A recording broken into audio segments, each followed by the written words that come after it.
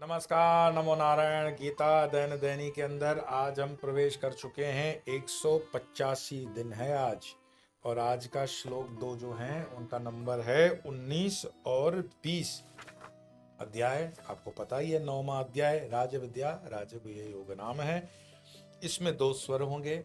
पहले श्लोक का स्वर दूसरे स्वर के थोड़ा सा जो भिन्न है उस पर ध्यान देंगे। आइए पाठ शुरू करते हैं। तपाम्यहमहं वर्षं निगृह्णाम्युत्सृजामि च अमृतं चैव मृत्युश्च सदसच्चाहमर्जुन त्रैविद्या सोमपः पूतपापा यज्ञैरिष्ट्वा स्वर्गतिं प्रार्थयन्ते ते पुण्यमासाद्य सुरेन्द्रलोकम् अश्नन्ति दिव्यान् दिवि देवभोगान्। अर्थात भगवान श्री कृष्ण कहते हैं, कल के अविनाशी बीज मैं हूं उससे आगे, कि मैं ही सूर्य रूप से तपता हूं। वर्षा यानी जल का समुद्र से सूर्य रश्मियों द्वारा जो शोषण करता हूं तथा उसे बरसाता हूं। हे अर्जुन, मैं ही अमृत और मृत्यु हूं तथा सत्य असत्य भी मैं ही।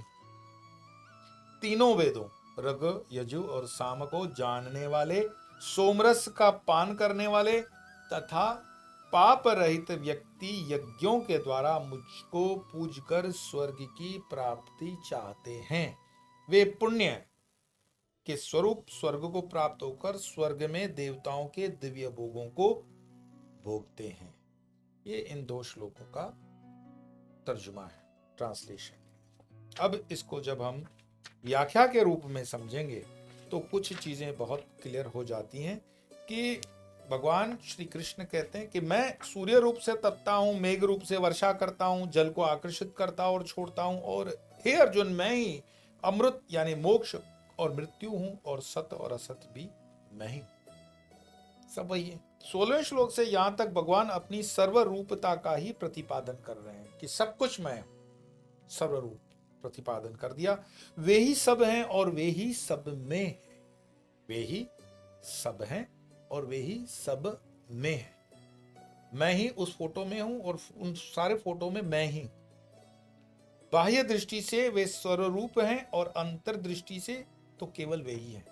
ऐसे देखने जाओ तो मेरे 50 फोटो, पिछले 2-4 दिनों के श्लोकों में ये बात आ रही है सतत, तो आप उसको समझ जाएंगे कि 50 फोटो भी हों तो वो 50 फोटो मेरे हैं, लेकिन मैं एक हूं, वो सारे फोटो मेरे हैं।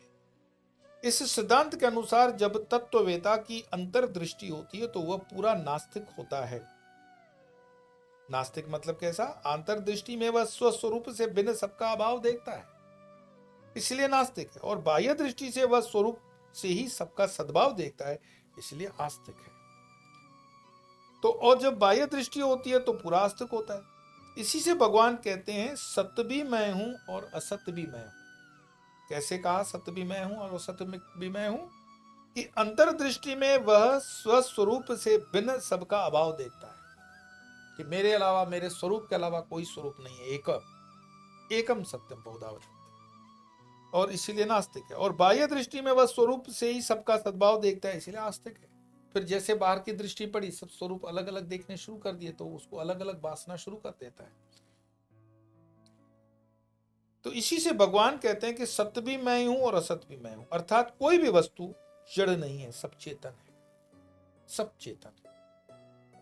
और सब चेतन है का मतलब ये भी समझ लेना वैज्ञानिक दृष्टि से कि हम कहते हैं कि ये जो पत्थर देख रहे हो उसमें प्राण है, तो आप कहोगे नहीं है। गूगल करके देख लेना। हिंदुस्तान के अंदर ऐसे कई मंदिर हैं। मैं पिछले दिनों एक मंदिर की नंदी का देख रहा था यूट्यूब के ऊपर। आश्चर्यचकित होते हैं वैज्ञानिक भी। दक्षिण का वो मंदिर है, नंदी बड़ा होता जा रहा है। तो जो पिलर उससे 2-4 फीट दूर थे, अब तो वो पिलर को बिल्कुल दस गया है, दोनों पिलर को अपने अंदर लेता जा रहा है। मध्य प्रदेश के अंदर एक शिव जी का मंदिर मैंने देखा, देवास के आसपास है वो मंदिर। वो मंदिर कहते हैं शिवलिंग हर साल बड़ा होता जा रहा है और दिखता है, हो रहा है। कहने का तात्पर्य इतना है कि जिस पाषाण को आप मानते हो कि उसमें चैतन्य नहीं है, पर उसकी गति उतनी स्पीड से नहीं होगी। मानो कि जैसे बेलें बढ़ जाती हैं, पौधे बढ़ जाते हैं, ऐसे नहीं बढ़ेगा, लेकिन बढ़ता है। पत्थर भी जिसको मानते हैं कि निर्जीव है, नहीं, पत्थर सजीव है। देखा नहीं शालिग्राम के अंदर जब वो डिजाइन बनाता है, कीड़ा कुतर कुतर करके हम उसको पूजा में रखते हैं, तो उसके अंदर भी जीव पल रहा है। तो जीव कैसे पलेगा? जब तक उसको पोषण ना हो। तो पोषण कौन देता है? पोषण कहां से आता है? चैतन्य से आएगा। कुल मिलाकर के कोई भी जड़ वस्तु नहीं है, सब चेतन है। इसे मूर्ति पूजा का भी सार्थकता सिद्ध होती है। वो कुछ लोग हैं ना महामूर्खा, जो कहते हैं कि तुम पत्थर की पूजा करते हो। अरे मूर्ख, पत्थर की पूजा नहीं हो रही है। उस पत्थर के मूर्ति में चैतन्य को प्रतिपादित करते हुए, प्राण प्रतिष्ठा करते हुए हम उसकी पूजा करते हैं। जैसे मानो पूरे दुनिया के मौसम की जानकारी आपके मोबाइल में आती है कि आज इतने देशों के अंदर या इतने जगहों पर बरसात होने वाली है। तो क्या मोबाइल से पानी निकलता है क्या? मोबाइल में सिर्फ जानकारी है कि बारिश होगी, लेकिन वो बारिश होगी जिस स्थान पर होनी है वही होगी। तो इस चीज को जो मैं गहराई से और कहने जाऊंगा तो स्वामी विवेकानंद जी के साहित्य को आप पढ़ोगे तो उसमें और भी बहुत अच्छे तरीके से इसको समझाया गया है कि सनातन धर्म के अंदर जो मूर्ति पूजा है वो सबसे उत्तम तरीका इसीलिए है कि कोई भी साधारण से साधारण कोटि का भी साधक अपना प्रारंभ कर सकता है। और मैंने जैसे आपको बताया कि 12वें अध्याय के अंदर 3 नंबर श्लोक भगवान श्री कृष्ण कहते हैं कि है निर्गुण साधना श्रेष्ठ है, पर वो डिफिकल्ट है। प्रारंभ वहां से नहीं कर सकते हो। जैसे अंतिम में पीएचडी करना है, लेकिन पीएचडी डायरेक्ट नहीं कर सकते। उसके लिए पहले एबीसीडी सीखोगे, फिर सेंटेंस सीखोगे, पैराग्राफ सीखोगे, पेज पे आओगे, चैप्टर पे आओगे, बुक पे आओगे, इस तक आगे बढ़ोगे क्रम विकास में। अध्याय 10वें के 4, 5वें और 6ठे श्लोक में भी यह बात कही गई है कि सब कुछ मुझ में से ही हुआ है, अतः जो भी पूजा होती है वह मेरी है। सत्य, सत्य यानी भाव या सगुण, और असत, असत मतलब अभाव या निर्गुण में भी मैं ही हूं, अर्थात शून्य भी मैं ही हूं।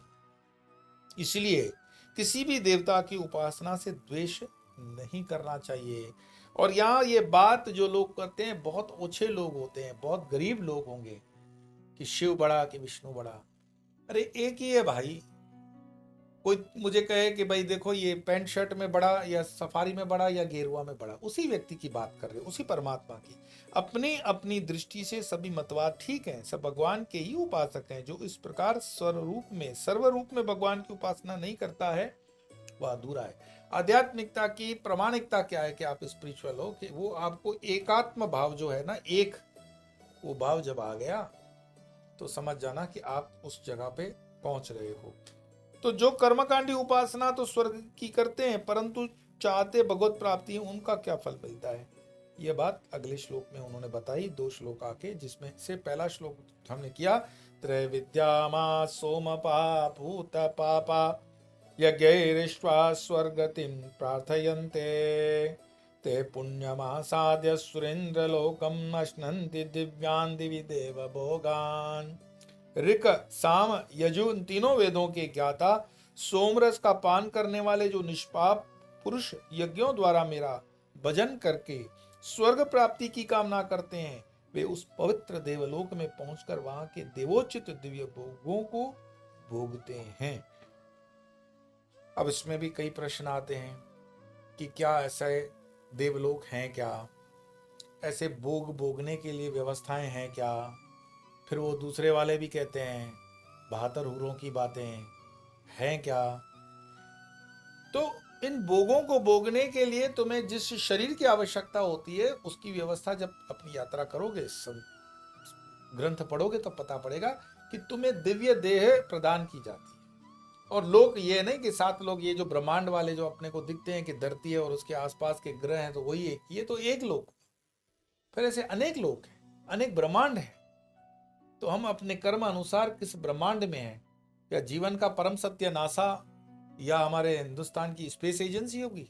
नहीं, ये जब नहीं थे तब भी वो था, तो जब वो था ये तो नहीं थे। और ये रहेंगे नहीं रहेंगे क्या भरोसा, लेकिन वो रहेगा। तो वो अनंत कोटि ब्रह्मांड नायक है। राजाधिराज योगीराज पर ब्रह्म श्री सच्चिदानंद सदगुरु वो वही है। और उसको जानने के लिए हमें अपनी लेवल को ऊंचा करना पड़ता है। धीरे धीरे दो दो श्लोक करते हुए हम अपनी यात्रा आगे बढ़ा रहे हैं। 185 दिन तो हो ही चुके हैं और बहुत शानदार तरीके से हम आदि गीता को लगभग 9वें अध्याय में भी आए हैं। और आज के भी इस पाठ में दोनों श्लोकों का पाठ करके वाणी को विराम देंगे। तपाम्यहमहं वर्षं निगृह्णाम्युत्सृजामि च अमृतं चैव मृत्युश्च सदसच्चाहमर्जुन त्रैविद्यामासोमपः भूतपापा यज्ञैरिष्ट्वा स्वर्गतिं प्रार्थयन्ते ते पुण्यमासाद्य सुरेन्द्रलोकम् अश्नन्ति दिव्यान् दिवि देव भोगान्। आज इतना ही, कल फिर मिलेंगे, तब तक के लिए।